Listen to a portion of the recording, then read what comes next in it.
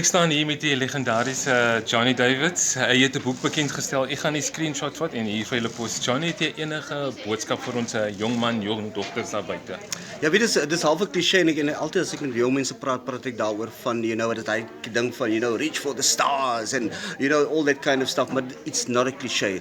Baie keer ons droom, maar ons visie met ons droom komplementeer op die einde van die dag. You must have a vision, but dream big.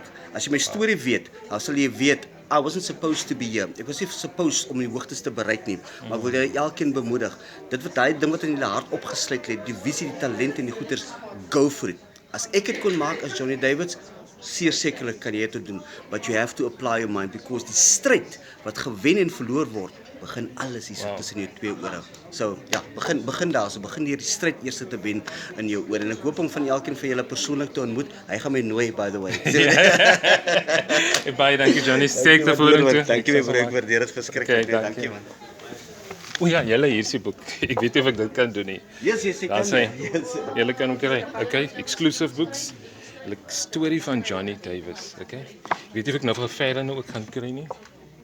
Ferren Klutus ook hier is 'n boekie. Ook beskikbaar, amazing story van gewone mense, okay? Gewone mense maar groot dinge wat hulle doen.